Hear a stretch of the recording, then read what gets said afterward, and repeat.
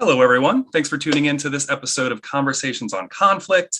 We have a very special guest here today joining me.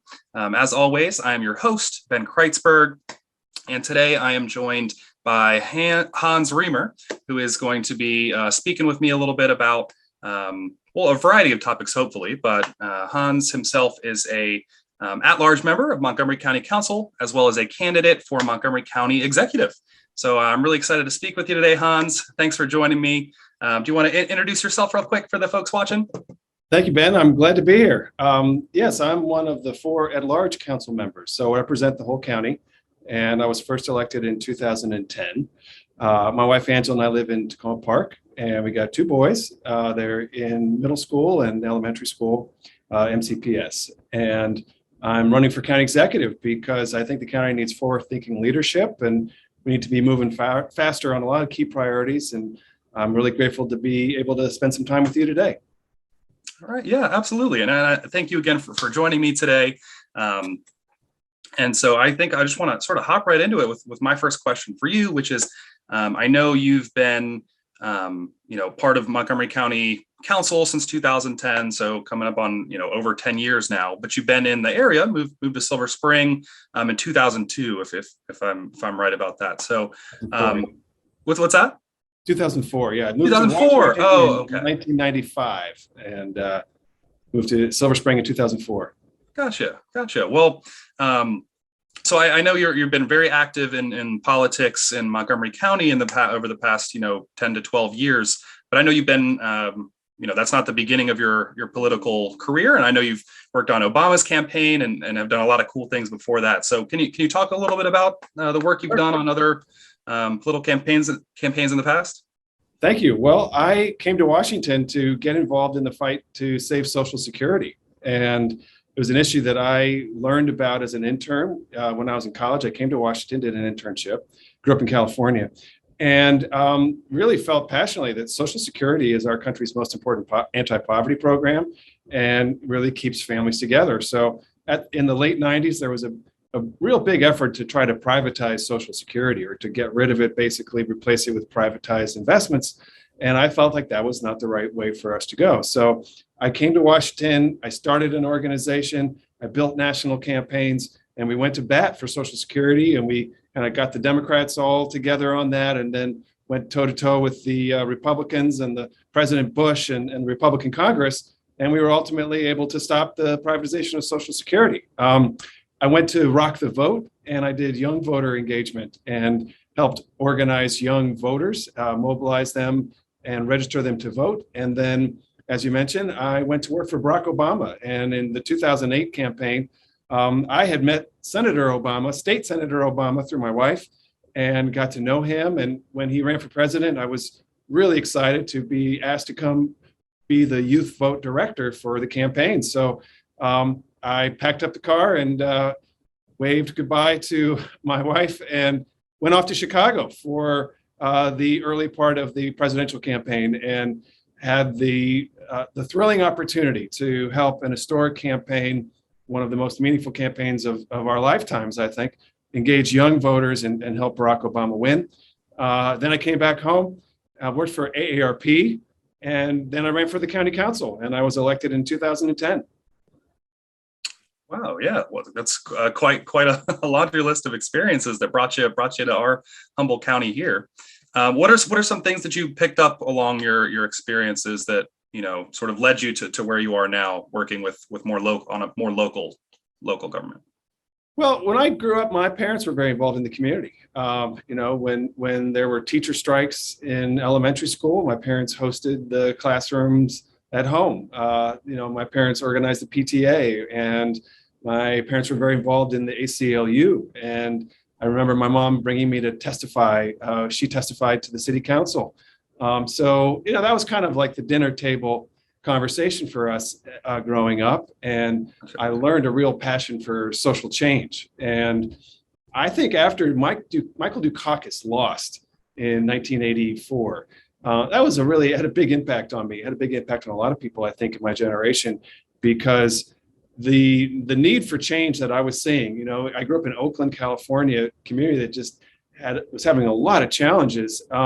And And the need for change was so, apparent to me, and to see the Democratic Party unable to win, and to, in fact, getting, really crushed, it just had a big impact and made me think differently about politics and the urgency of winning as part of a strategy for social change.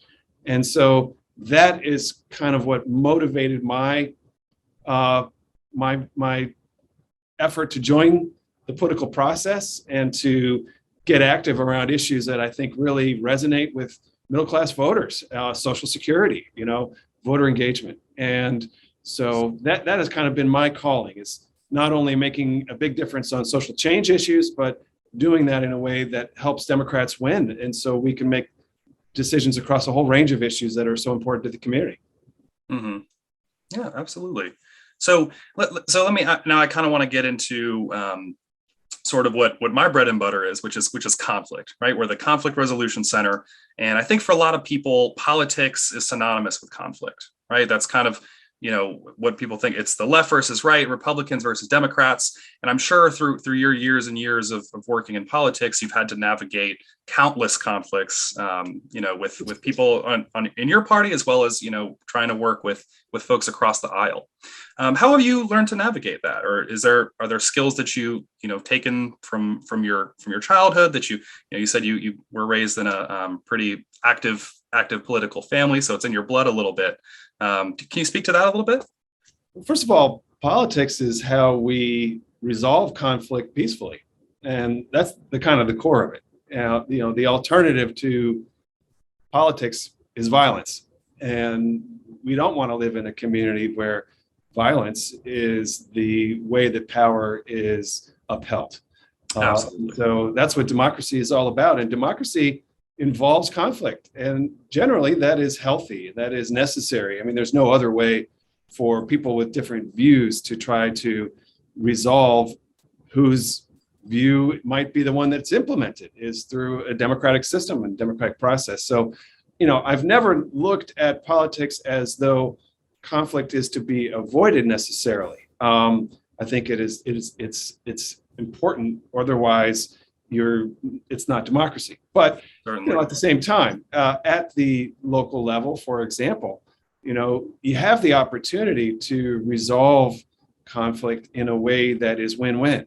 And that, I think, is also a core ethic of good progressive government, is trying to figure out a path that has everybody getting what they need. It's not always possible, but for me, that has been my goal. It's been my vision. And I think more often than not, we can make that happen. So, understanding that conflict is necessary, at the same time, also recognizing that the outcome of the process can be one that, benefits all the participants in some manner. That's kind of how I approach things. Yeah, no, I think that's a fantastic approach. Trying to always look towards the collaborative side of things, getting that win-win, like you were talking about. What are some of those barriers? You mentioned it's not always possible.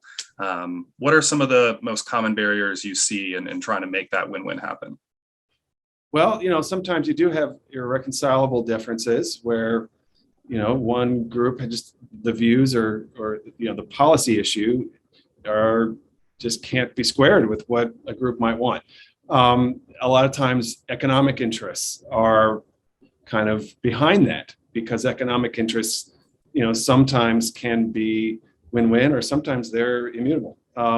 So, just to choose an example, several years ago, I proposed that we allow property owners in our agricultural areas to install solar on the ground. Believe it or not, solar is not allowed. If you have a farm in Montgomery County in the agricultural area, you're not allowed to install solar in the fields. You can only do it on the roof of your barn. And, we have to, speaking of conflict, we have to break through and find win-win approaches to generate clean energy, so that we can stop polluting through fossil fuel power generation. And so solar is a major component of a successful clean energy revolution that will finally shift us out of the climate path that we're on. Well, it was, what we found was that there are property owners I should say, they're agricultural operators who have a lot of investment in existing business practices. And, they didn't feel that they could use their farm equipment and use all of their business investment in farm operations in a new way, in a way that might involve having solar panels in the fields with grazing or farming beneath the arrays. That didn't fit with the combines that they had purchased and the crops that they, were accustomed to using as part of their business. So that was a very difficult conflict where we couldn't find, in the end, a workable resolution. And I felt that by limiting the amount of land that we were seeking to use in this way, we were respecting the differences while proceeding with the important goal of generating a huge amount of solar energy. And ultimately was not able to find that win-win, and the policy was not successfully enacted. And as a result, we're not producing the solar that we should. So, that's an example, unfortunately, of not being able to reconcile differences. But I intend to keep working on it. And I want to find that path here on this issue so that we can achieve what we need to achieve in climate, which is generating huge amounts of solar here in Montgomery County. Yeah. Well, that's fantastic. I hope you continue the good fight and keep working to get more clean, renewable energy for our residents. So, I was looking through some of your, the campaign policies and the things that you're really passionate about in terms of creating positive social change in Montgomery County. And one of the things that kind of rings true to our services for Conflict Resolution Center is the work with schools and youth in Montgomery County, and working with restorative practices to make things more equitable and more safe and more comfortable for the kids and the youth in our county. Can you talk a little bit about the work that you maybe have done in the past, or work that you'd like to see happen? Yes, thank you. Well, a few years ago, working with a couple of my colleagues on the council, really took the lead to say we need a different approach in our schools for discipline. And we ought to not rely on police officers, but we ought to use restorative justice practices to have a disciplinary process that keeps kids safe and has accountability, but at the same time isn't starting kids into a criminal legal system that could have a significant harmful impact on their life that is just really out of proportion to the seriousness of the incident that might have occurred. And over time, we've been really working on this issue. It has not been an easy one, but I am more convinced than ever that the way to handle youth behavior in the school system is through a social worker type of professional who can do a really good job building close relationships with kids, help them navigate conflicts that they may have in the school setting, and intervene before a conflict escalates to the point of violence, and help retrain the administrators and the coaches and the teachers in a different way to handle potential incidents. And ultimately relying upon restorative justice techniques, which means that there is accountability, that kids are held accountable and their families are held accountable for behavior that causes harm to others. At the same time, that accountability does not involve the courts, and it does not involve criminal penalties. And I think we've got a big problem in this country with kids who are being pushed into the criminal system for behavior that other kids might not ever face those kinds of consequences for. And I think it can cause a life to sort of dissemble and end up in a much worse place when the behavior itself is not necessarily so different. And that's the school to prison pipeline. And we need to not participate in that. We need to get out of that kind of problem. So I have been working, we're not there yet. We have not been able to hire the professional staff in the schools. The police are still in the schools. And what I would really like to do is hire those social work positions and then have that intentional training strategy. And I ultimately believe that, more is more. And when we have professionals in the school who are working with the teachers and the administrators and the coaches and the therapists and the kids and the families, and we actually make safety a bigger priority, and we engage the community in those practices, and we teach conflict resolution strategy. If that was part of the culture of our schools at a much more significant level than it is now, I think we would have safer schools that produce better outcomes and that don't also implicate kids in these problematic ways for behavior that could be addressed in other ways. So that's my vision. That's what I would like to achieve. And I hope to be able to bring that to reality in the coming years. Well, that's great to hear. Anyone who, is trying to actively work at disassembling the school to prison pipeline is definitely on the right track as far as I'm concerned. I know our center, we provide mediation services and work with counselors in Montgomery County Public Schools to offer mediation as a form of an alternative to suspensions, expulsions, things like that. But there are so many things, a lot of the things you've just mentioned that can and should be put in place to give students a better chance. So I want to sort of widen the scope a little bit. And we've been talking about youth, but if we're looking at just Montgomery County residents as a whole, what would you envision, or what would you like to see happen in terms of laying out how residents should or could deal with conflict with one another? Oh, that's a I guess that's a really broad question. Let me ask that a little bit better. Are there any ideas that you have in terms of services or programs that should or could be available to residents to help them in navigating conflict they might have in their personal lives or with their neighbors and coworkers? Right.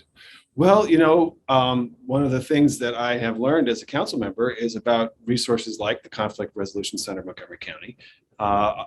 Mediation is a service that is available that provides people with an alternative to, the court system. We actually, one of the things I think the county does do well is provide a number of essentially mediative panels that provide an alternative dispute resolution process. So, for example, if you are a tenant, there is a landlord-tenant commission where you may be able to get the county's assistance in negotiating with the landlord and not rely upon filing suit, because that's an imbalance of power, frankly, having to rely on the legal system to get something resolved. Or the same thing as with our HOAs. We have an HOA commission that has the ability to review, complaints or conflict between homeowners and their associations and resolve them without requiring the property owners to use the courts. So there are many ways that I think the county can provide alternative dispute resolution that, saves residents from the expense, but really the hardship of having to pursue a court remedy, for something that really shouldn't require it. And I think there must be ways that we can expand on that. I think it's kind of related to what we're talking about in schools as well. But generally speaking, giving people ways to resolve disputes without having to sue one another or take things to court is so important, because you give people the ability to resolve conflict without people say the lawsuit is the worst thing you'll ever win. I can only imagine it's true. And it's really nice to be able to help people resolve those things without having to go through that. Yeah, I certainly agree. Thank you. So I know we don't have that much time left here, but I do want to ask you, strengthening the community is something that we're always, committed to, always trying to do. So what are some things that you feel that you yourself would be able to do to strengthen our community as Montgomery County Executive? Well, I think the county is really falling behind in a couple of critical areas. Jobs and housing. Montgomery County is becoming so expensive. And I think it's getting really hard for young families, young workers to get a foothold here, or empty nesters to find a great but affordable place to live. And I think a lot of that is due to restrictive policies that have prevented housing and have been adequately supportive of affordable housing in the county, as well as policies that have kind of held back job creation. What we've seen over the last couple of decades is Virginia has taken all of the region's economic growth. And, there are some 40, 50,000 missing jobs in Montgomery County that are in Virginia instead of here. And that's a real problem for us. That means our families don't have access to the same high wage jobs, or they have to have really terrible commutes to be able to access them, and they're not able to provide for themselves. Small businesses aren't able to have as successful of an environment. So first of all, I think the county needs to approach jobs and housing differently, and certainly differently than our existing county executive does. But climate is another critical priority for me, and I want to see us making faster progress. Montgomery County can really contribute and provide nationally meaningful leadership here at the local level on climate through electrification, through clean electrification, which is basically getting all of the fossil fuel sources out of our electricity grid, substituting our fossil fuel cars for electric cars that are then powered with solar through a clean electric grid, substituting our gas burning stoves and our gas burning heating equipment for electric that is then powered with clean electric, solar and wind. We can be part of this transformation, and we can make that happen. And the county has not been moving fast enough on this at all. As I described earlier, a proposal I put forward around solar that was really thwarted, I think, in a very tragic way. And I'd like to see us move faster. I know that the environment that I live in, the climate that I live in, is far worse than the one that I grew up in.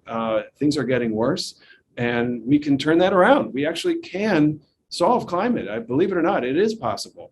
But the road to solving it goes through undoing or removing fossil fuel power generation, and then running all equipment, machines, heating, cars, everything on clean electricity. And I'd like to be part of making that happen here.